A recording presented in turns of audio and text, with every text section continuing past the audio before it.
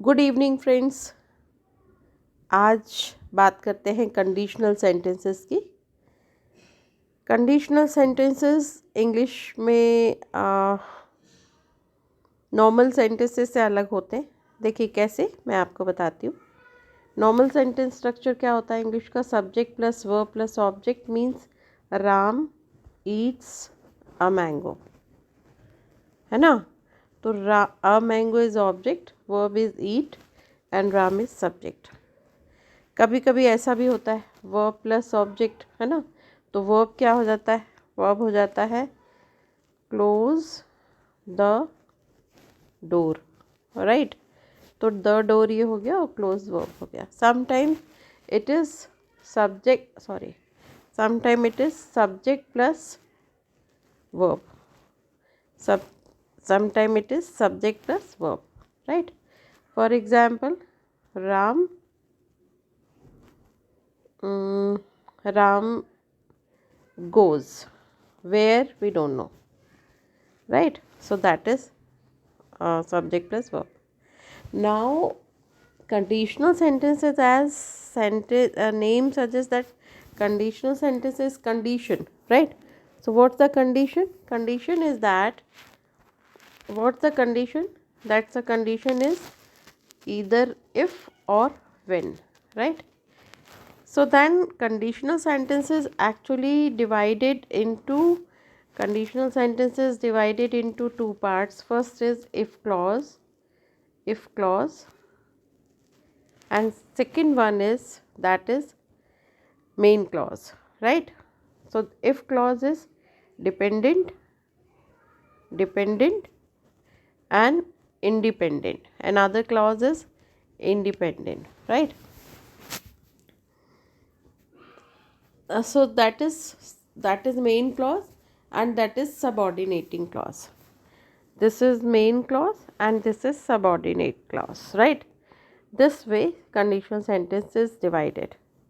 There are four types of conditions. Zero condition, right? First type of condition, second type of condition, and third type of condition. So zero condition sentences. A zero conditional sentence is one which refers to a general truth. So zero condition sentence is used for general truth. It denotes situation in which a particular thing or action always results in the earlier. What is? It denotes the situation in which, what situation? A particular thing or action. Suppose there is one particular action always results in the other. So that action and reaction, we can say. There is action in first clause and reaction in another clause. In zero, तो कैसे होता है इसमें? Zero condition हमेशा general truth को बताता है ना। और इसमें एक पार्ट में अगर एक्शन होता है तो दूसरे पार्ट में उसका रिएक्शन होता है, हम कह सकते हैं, है ना। तो ये रिजल्ट मतलब reaction. In zero conditional sentences both the dependent clause and independent clause are written in the simple present tense, right? This is mainly due to the fact that the outcomes are guaranteed. क्यों simple present में? Simple present plus simple present, तो ऐसा होता है और ऐसा, ये करोगे तो ये होगा। दोनों में जो आउटकम है वो उसकी गारंटी है। एग्जाम्पल देखते हैं ज़ीरो का। If you jump in a pool, अगर आप पूल में गिर गए या जंप करते हो तो क्या होगा? आप गीले हो जाओगे, यू गेट वेट। पर इसमें सिंपल प्रेजेंट टेंस, ये सब्जेक्ट है, ये सब्जेक्ट है, and this is subject and this is verb, और वर्ब का first form. This is subject, this is verb, ये भी वर्ब का फर्स्ट फॉर्म, है ना। तो ये सिंपल प्रेजेंट टेंस है। और क्या कह रहे हैं उसमें कि अगर आप इसमें फर्स्ट क्लॉज में ये है तो इसका आउटकम क्लियर है ना। यही तो कह रहा है वो ऊपर। क्या कह रहा है कि जनरल ट्रूथ है और ये सिचुएशन वो है पर्टिकुलर सिचुएशन जिसका हमको एक्शन और एक्शन करोगे तो रिएक्शन मिलेगा। और इसमें क्या होता है कि इसमें सिंपल और ये क्योंकि fact mainly due to the fact that outcomes are guaranteed, इसके आउटकम्स की पक्की बात है ना। अब देखते हैं सेकेंड एग्जाम्पल। ये इन्होंने फर्स्ट कंडीशन का एग्जाम्पल बता दिया। ओके, इफ़ यू रन, चलो इसको बाद में डिस्कस करेंगे। ज़ीरो कंडीशन के अभी मैं और आपको एग्जाम्पल्स बता दूंगी। अभी फर्स्ट कंडीशन देखते हैं। ज़ीरो कंडीशन का एक आधी एग्जाम्पल और बता देती हूँ। If you water the plant, right, comma, it grows, है ना। विल ग्रो नहीं आएगा, इट ग्रोज। अगर आप पानी देते हो प्लांट में तो वो क्या हो जाएगा, ग्रोज, राइट। ये सिंपल प्रेजेंट टेंस है क्योंकि ये फैक्ट है। First conditional sentences are those sentences that express a situation in which the end result would be the one to most likely happen। मतलब इसका जो लास्ट एंड रिजल्ट है वो would be one to most likely happen and this however is not the guaranteed outcome। इसकी guarantee नहीं है, इसका जैसा करोगे वैसा भरोगे, समझो। उस तरह से ही समझना है इसको आपको। कैसे? The tense used in a first conditional sentence is as follows। इसमें कैसा होता है, इसमें सिंपल प्रेजेंट टेंस तो यूज़ करते हैं जो इफ़ क्लॉज में है ना,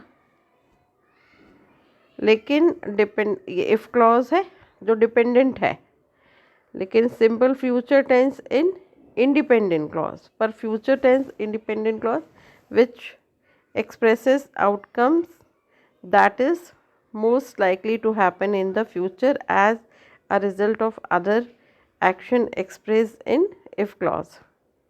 बस आप तो ऐसा रखो करो, जैसा करोगे वैसा भरोगे। एग्जाम्पल देखो, if you talk to someone about how you feel, so if you talk is simple present tense, है ना। यू विल फील बेटर, तो विल फील, राइट। और suppose if you are focus, you will achieve your goal। if you take some medicines you will feel better, will feel, right। if you go out now you will, right।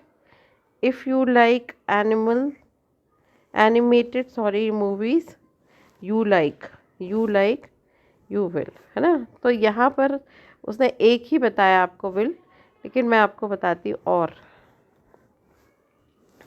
First conditional sentence में क्या होता है, इसमें इसका simple सा formula याद रखिए।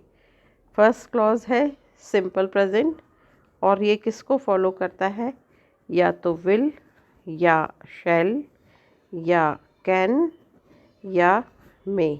याद रखिएगा इसको। ये फर्स्ट कंडीशनल सेंटेंस है, राइट, फर्स्ट कंडीशनल सेंटेंस। और इसमें ये चार चीज़ें, ये चार मॉडल आप याद रखना कि सिंपल प्रेजेंट किसको फॉलो करता है, या तो विल को, शैल को, कैन को, मे को, है ना। सेंटेंस कैसे कि इफ़ आई ट्रेन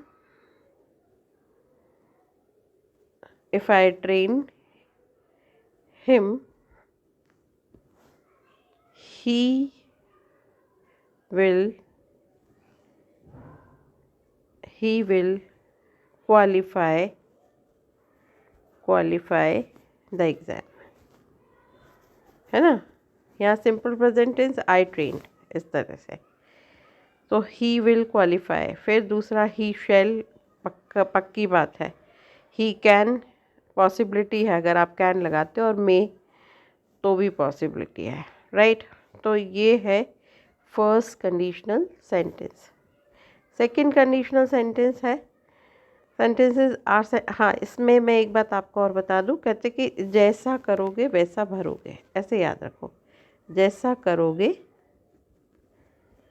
वैसा भरोगे। भरोगे। ये जो है ये फर्स्ट कंडीशनल सेंटेंस है, ठीक है। चलो अगला देखते हैं। Second conditional sentences are sentences in which hypothetical situations or unrealistic events that are not likely to ever happen are mentioned। मतलब जो कभी होने ही नहीं वाला है, अब जो गया हाथ से हम उसकी बात कर रहे हैं। तो इसमें क्या है, तो इसमें ऐसे याद रखिए कि हाइपोथेटिकल होते हैं ये सिचुएशन, है ना, और जो कि that are not likely ever happen are mentioned, right? Okay, in this type of conditional sentences the tense used would be simple past, है ना, अभी वो simple present था, ये simple past for the if clause and use model auxiliaries would। यहाँ एक ही बता रहा है वो विथ अ मेन वर्ब, मैं आपको बताती हूँ उसको डिटेल में, वेट अ मिनट, है ना। फिर along with main verb in the independent clause। The common model auxiliaries used in second conditional sentences are यही मैं बता रही थी आपको कि will, would, can, could, है ना। अब देखते हैं हम example. if I had a teleporting device, right, if I had, I would travel around the world in a jiffy। if I knew, simple past, so I would, right। if I had a time travel machine, I could go back to my past and change a few things। if I won the lottery, I would buy, है ना। तो अगर मैं जीत जाता तो मैं ये खरीद लेता, राइट। तो ये जो चॉइस है ये सेकेंड वाले है, ये क्लोज कंडीशन है, क्लोज कंडीशन है, और इसमें अब कोई चांस नहीं है इसका। आप और दूसरा एग्जांपल समझो, जैसे मैंने अभी सिंपल पास्ट बताया था विल शेल, इसमें सिंपल प्रेजेंट जो होता है, अभी हमने फर्स्ट कंडीशन में देखा था कि सिंपल, ये फर्स्ट कंडीशन बता रही हूँ मैं, विल शेल, है ना, और कैन और मे, राइट। इसी तरह से सिंपल पास्ट होता है। सिंपल पास्ट ये सेकंड कंडीशन का स्ट्रक्चर है। सिंपल पास्ट प्लस अब विल की जगह क्या हो जाएगा, सब पास्ट में हो जाएंगे, वुड, है ना, फिर शुड, कुड और माइट, ऐसे होता है। तो ये होता है, तो इसमें कंडीशन क्लोज रहती है। अब इसमें कोई चांस नहीं, क्योंकि ये सब अब आपके हाथ से ये बाजी निकल गई। जैसा करते वैसा भरते, उसमें जैसा करोगे वैसा भरोगे, ये जैसा करते वैसा भरते, है ना, ये सब गया हाथ से, तो इसको कहते हैं क्लोज्ड। सेकंड कंडीशन जो होती है वो क्लोज्ड कंडीशन होती है, राइट। ये अब है third condition. Third conditional sentences are sentences express alternate circumstances in present। क्या, alternate circumstances in the present। this is used to indicate that the outcome would have been different if there was a change in past event mentioned in the dependent clause। मतलब कि outcome कुछ और होता अगर, different होता अगर, if there was a change in past event, अगर past में कुछ होता तो फ्यूचर भी कुछ और होता, है ना, mention in the dependent clause. The tense rules to be followed in third conditional sentences are past perfect tense, ये रूल है, past perfect tense in if clause and the dependent clause and the model auxiliary would, should, could, etc. have past participle in the independent clause। कैसे, देखिए, ये याद रखिए, if I had, ये तो रहेगा ही, had, right, had या had been, had, और would have, right, इस तरह से होता है। जैसे if I had been there I would have surely help you in one way or another. क्या बोल रहे हैं वो, अगर ये जो सेंटेंसेस हैं ये कैसे है कि ये द टेंस रूल्स, सॉरी यहाँ पे क्या बता रहा है वो कि this is use to indicate the outcome would have been different, अगर उसका नतीजा कुछ और होता, if there was a change in the past, अगर पास्ट कुछ और होता तो आज हमारी लाइफ में कुछ और होता है। ये थर्ड कंडीशनल सेंटेंसेस के लिए यूज़ होता है। ये सेंटेंस है, if they had taken him to hospital sooner he would not have died, तो नहीं मरता है ना, तुम सेव कर लेते हो उसको। If you had not fought with me everything would have been fine, अगर तुम मुझसे झगड़ा नहीं करते तो ये जो भी होता ऐसा होता पास्ट में, तो रिज़ल्ट कुछ और होता है। ये इस तरह के सेंटेंसेस जो है वो थर्ड कंडीशन में होते हैं। तो थर्ड कंडीशन का आप ऐसे याद रखो कि हेड तो आए गई है ना, ये हेड है और ये किसको, फर्स्ट पार्ट हेड मतलब इफ़ क्लॉज में हेड आएगा और किसको फॉलो करेगा, would have, should have, could have और मे माइट हैव, ऐसे।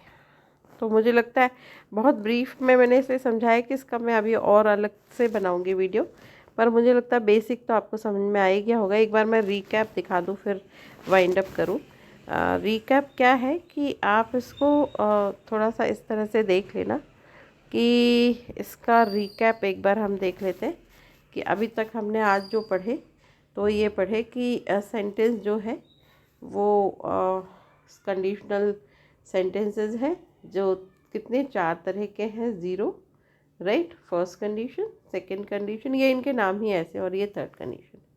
अब हम ज़ीरो का स्ट्रक्चर अगर देखें तो ज़ीरो का स्ट्रक्चर क्या है, ये है सिंपल प्रेजेंट, और सिंपल प्रेजेंट जो जनरल ट्रूथ के लिए यूज़ होता है, सॉरी जनरल ट्रूथ के लिए है ना यूज़ होता है ये ऐसे। तो ये ज़ीरो कंडीशनल सेंटेंस है। फिर दूसरा है फर्स्ट कंडीशन, है ना, फर्स्ट कंडीशन में क्या है, simple present, right, simple present plus इसमें विल, शैल, कैन और मे, ये इसका एग्जाम्पल है। सेकंड कंडीशन क्या है, ये कहाँ पर यूज़ होता है, ये ओपन कंडीशन है फर्स्ट वाली, अभी भी बाजी आपके हाथ में है तो उसको फर्स्ट कंडीशन कहते हैं। सेकंड में आपके हाथ से बाजी गई है तो क्या है, ये सिंपल पास्ट है, हो गया वो काम, ठीक है। लेकिन सिंपल पास्ट और यहाँ पर जो कैन, तो विल का क्या हो जाएगा, वुड, है ना, शुड, कुड और माइट, ये है। और ये क्लोज्ड कंडीशन है, आप कुछ नहीं हो सकता, राइट, क्योंकि बात आपके बाजी आपके हाथ से गई, अगर आप ऐसा करते तो ऐसा होता है ना। और फिर है सेकंड कंडीशन के बाद थर्ड कंडीशन, ये सिर्फ इमेजिनरी है ना। तो इसमें क्या होता है, इसमें होता है इसका स्ट्रक्चर बस याद रखो, हैड तो हो गई ही, इफ़ क्लॉज में हैड होगा इसमें, और ये किसको फॉलो करेगा, would have, should have, could have और माइट हैव, ऐसे। आया समझ में, मुझे लगता है आया होगा, नहीं आया होगा तो मेरा नंबर है, आप कांटेक्ट कर सकते हैं 9425349521, राइट। Thank you.